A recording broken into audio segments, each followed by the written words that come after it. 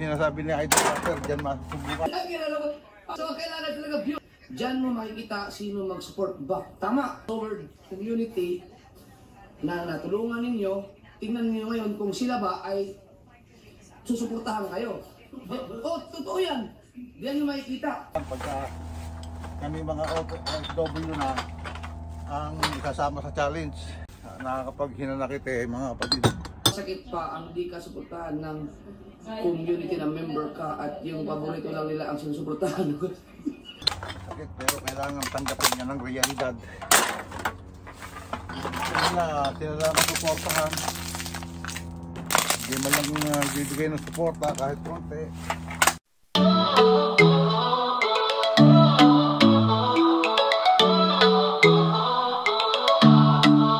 Si Tatay Pandong sa daan naglalakad, bitbit ang kwento, dala ang sining at aral. Sa bawat hakbang may kwento't alaala, Amerika't bayan pinagsama sa tala. Tatay Pandong, ating samahan sa kwentuhan, tawanan, walang hangganan. Sa hirap at ginhawa, masarap kasama Tatay Pandong. Ikaw ang inspirasyon ng masa.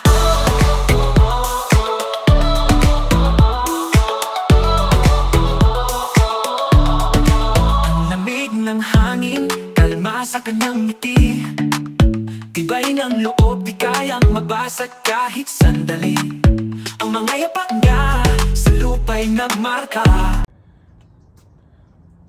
What's up mga kapatid? Ito, lamig.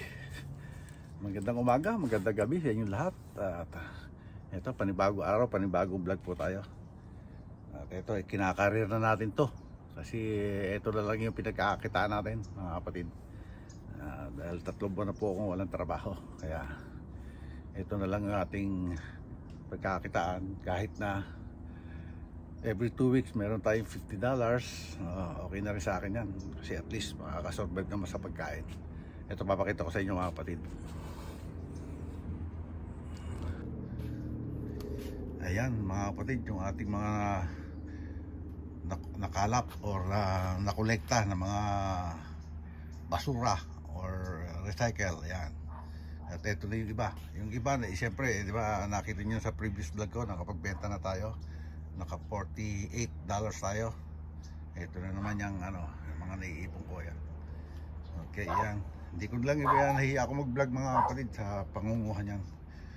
Kaya hindi ko na naiba-vlog. Kaya dito na lang natin ayusin. Okay mga kapatid. Magandang opportunity na rin sa overseas kasi hindi naman lahat ng nasa ibang bansa talaga ay maraming pera eh. Okay mga kapatid, i-segregate na natin to mga kapatid. Segregation, malamig. Kahapon ko pa ito na nakolekta mga kapatid. Ngayon na sila ayusin.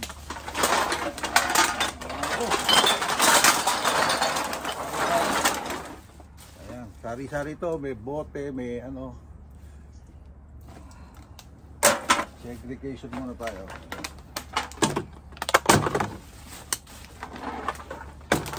Tapos balik din natin yung lista plastic.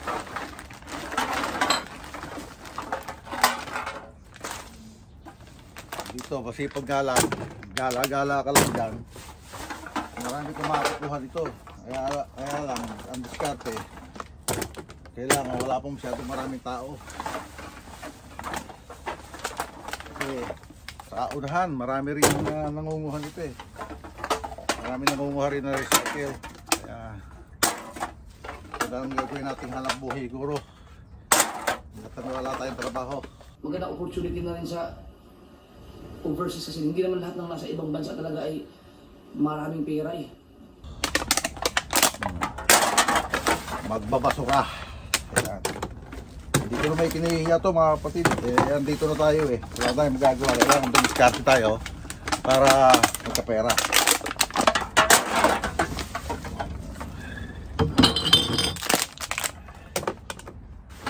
Diskarte lang.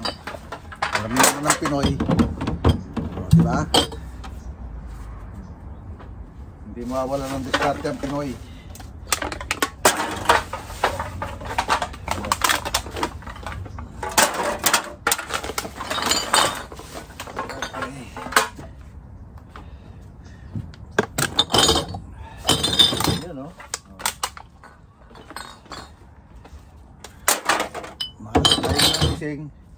Kaya pa agad tayo hindi diskarte.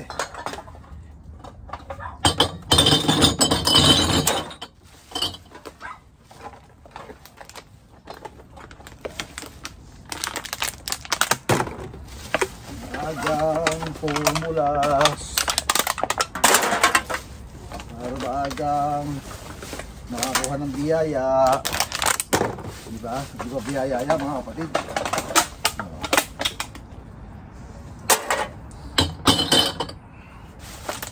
Dati extra income lang, career na, career na natin to. Siya ano, siyempre kahit pa paano kakakuha tayo ng pera dito, diba? Ikakareer na natin. Marumi man pero okay lang yan mga kapatid, pera yan eh. Diba?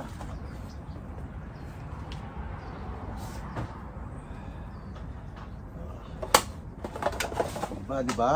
Oh, diba? Okay, baliktad pa.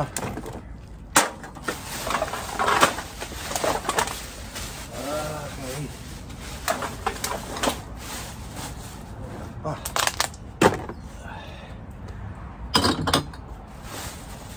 Dati yung mga bote nga, hindi ko kinukuha yan eh.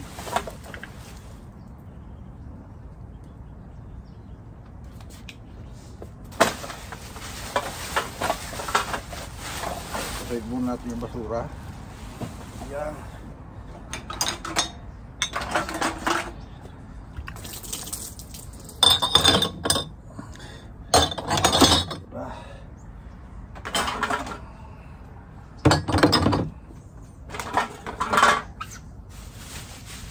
Talaga itong basura itong isang to.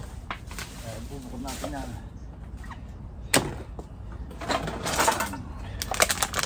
Mahaba na ba?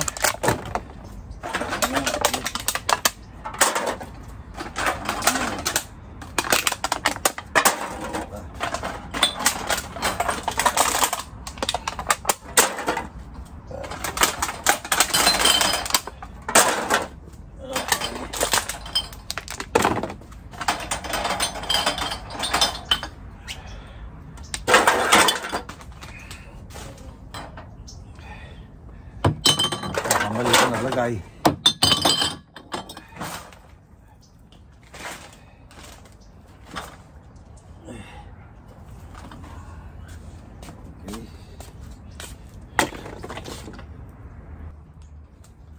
Okay. Ano, isatupot pa ulit.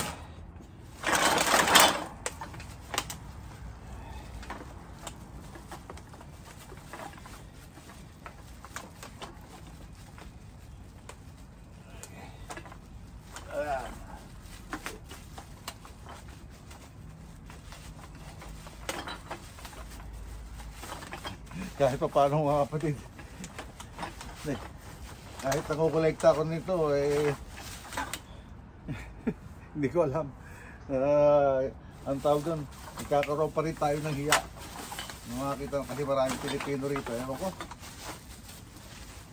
may hiya pa rin ako na ipakita na sa kanila na namumulot ako ng basura.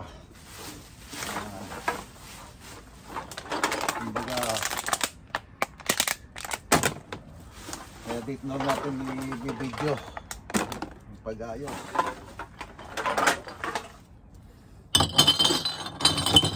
Parang next week makakapag-benta ulit tayo.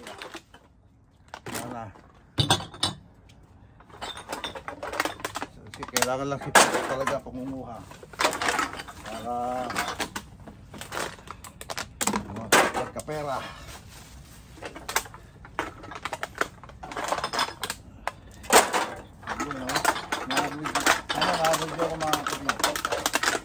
Sana sa hindi Yung aking GoPro pala. Nagkaka-depression na yata. Or nagdalilinis yung lens. Yung video ko nung nagbenta ako ng nung nagluto ako. Video vlog ba tawag doon?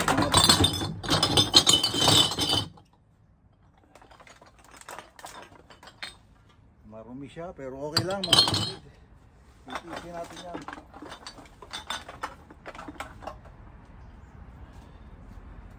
Diba? Titisin natin yan para kumita lang tayo. Hindi naman tayo nagnanakaw. Hindi natin dapat ikaya dahil hindi naman tayo nagnanakaw. Diba mga kapatid? Ang mabigat yan, yung iba ginagawa ng hanap buhay yung pagnanakaw.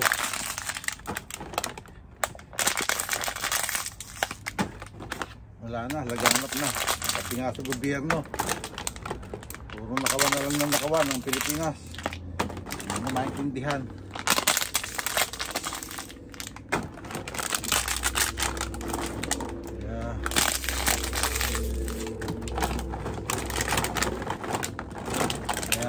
Ang panatakbo ng buhay.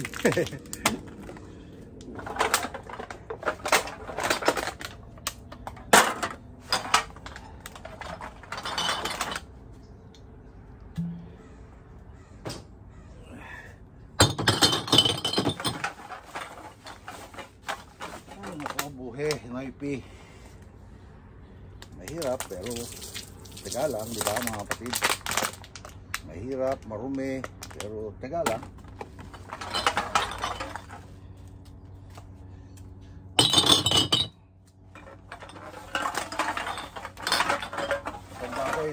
Nakakapaghinanakit mga kapatid.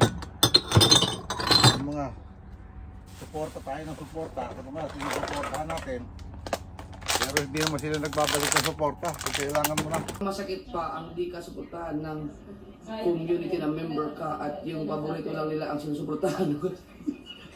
Si Tatay Pando kasi mga sword, napakaraming sinuportahan niya dito sa sword no. So sakit pero kailangan tanggapin niya ng realidad.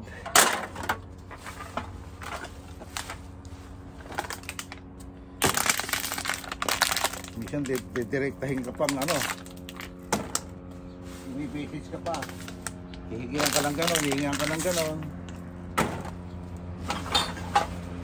hindi mo na pagbigyan, nakamaloob. Gusto nila sila lang suportahan, hindi man lang bibigay ng suporta kahit konti. Kaya ngayon sinasabi ni Idol Master, dyan masusubukan pagka kami mga OFW na ang kasama sa challenge. Malalaman kung talagang yung mga dati mo sinuportahan kung susuporta sa'yo. Yung magkakaalaman. Isa pang bagay dyan, yung mga community kasali ka sa community nila. Kung ano sabihin nila, sinusunod mo na, pero hindi ka rin makakuha ng suporta. Mabigat yun.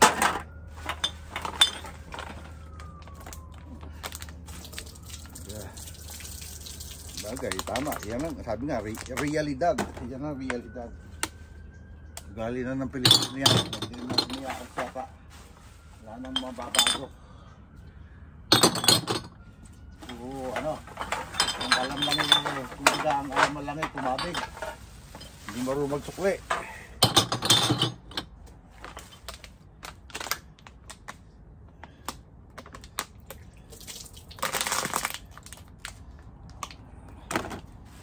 Hindi mo nung kumanda buhay, hindi naman lang mabalikan. Wala naman akong hinihiling supportang konti lang. Hindi naman ako nanghihingi ng pera sa kanila. Diba?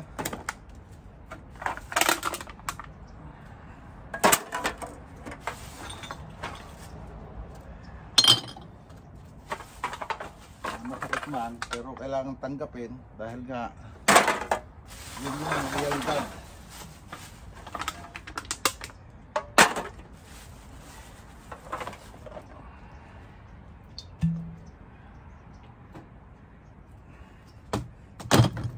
Yeah, ito. That is life, sabi nga, that is life.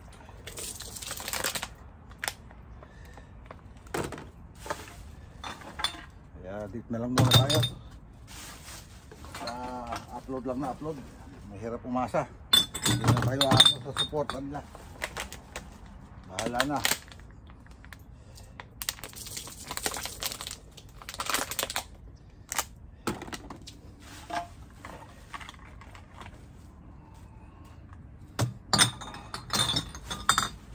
Talaga, naiisip mo na lang eh. Pagka yung kaganito mga panahon na nangangailangan ka na hindi ka mapapaisip ka na tuloy na ano ba yan? Bakit ganon? Diba mga kapatid?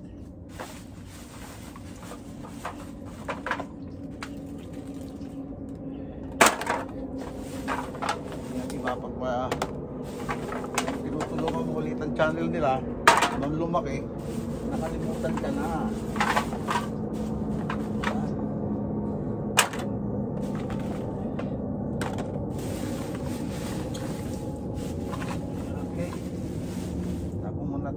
Mga kapatid.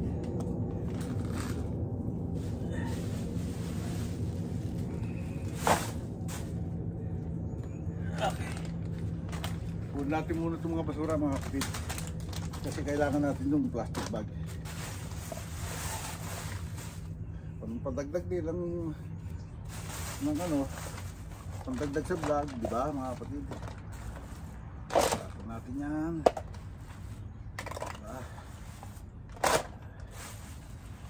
Siguro itong mga galing sa party siguro pa eh. Oh.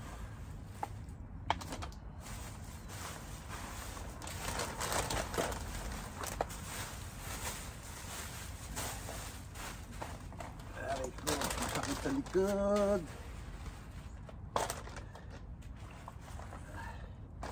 Masakit sa likod, masakit sa damdamin. Pero kailangan tanggapin. Darating din ang panahon na makakilala rin tayo na hindi na tayo, pero pangit din naman. Sabi nga mayroon nga nagsasabi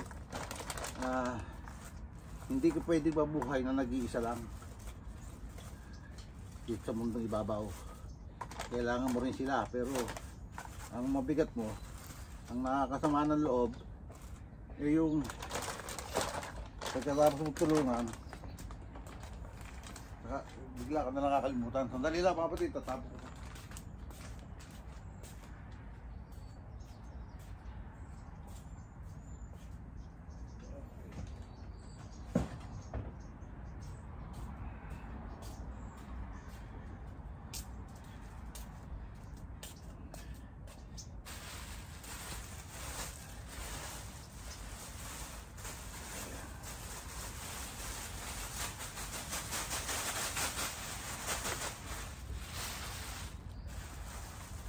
Natin ito ron mga kapatid, tapos pagpunta sa basurahan.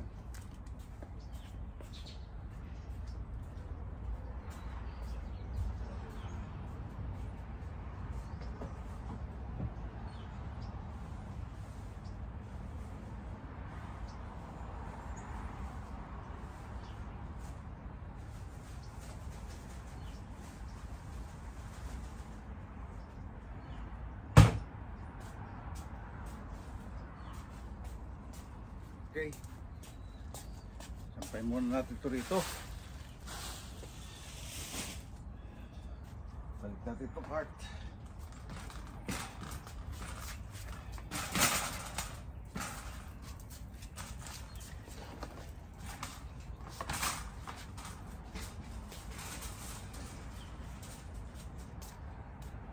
Basahan ko rito. Magpupunas muna tayo ng kamay bago natin hawakan ng ating cellphone.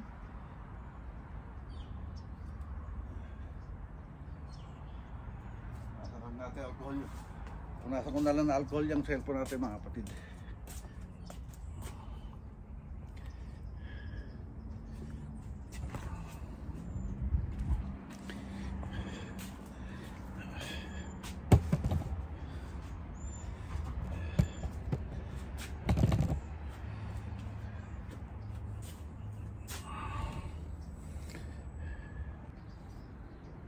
Ito mga kapatid, napagpag na natin yung plastic kaya lalagay na natin. Ilalagay na natin itong ating mga kalakal dito sa plastic bag. Yan, okay. Lagay na natin dito. Sali na natin. Biglaan na lang to kasi ang hirap magtigal dito sa labas mga kapatid. Ang lamig. Talagang nagmo-moisture. Ayan, okay. Muna natin ito yan dyan. Mga aluminum can.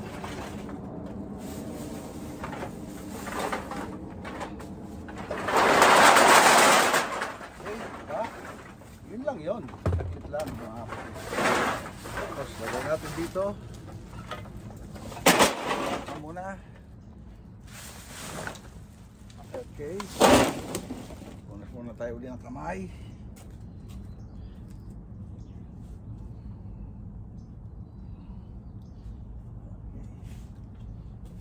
That's it. Tapos na tayo mga kapatid. So, paano mga kapatid? Siguro ang ganito na lang itong ating vlog ngayong araw na ito. At maraming salamat sa inyo. Total, natapos na rin naman natin yung ating gagawin. I-end ko na itong ating vlog ngayong araw na ito. Ngayong umagang to. Maraming salamat siyempre sa mga solid natin dyan na viewers, silent viewers, solid subscriber na hindi bumibitaw kahit paano dyan sa mga at lagi nag-aabang sa mga upload ni Tatay Pandong. Maraming salamat sa inyo at maraming salamat sa Sword Community. Hindi ko na isa-shoutout yung ibang community kasi ewan ko wala naman tayo nakukusuporto sa kanila. Kaya maraming salamat na lang. At siyempre ang higit nating dapat pasalamatan na ang Panginoon dahil araw-araw tayong ginagabayan at binibigyan tayo ng biyaya. Katulad niyan, biyaya na naman yan, di ba? Kahit paano, kahit maliit o malaki, pasalamatan natin ng Panginoon. Kaya thank you Lord sa panibagong biyaya na pinagkaloob sa akin. At siyempre, maraming salamat din kay Idol Japo Sniper sa Sword Community. Hanggang dito na lang po. God bless us all and be safe always. We love you all mga kapatid. Bye-bye. Maiksi lang siguro itong video to. Pagtsagaan nyo na. Okay, bye-bye mga kapatid.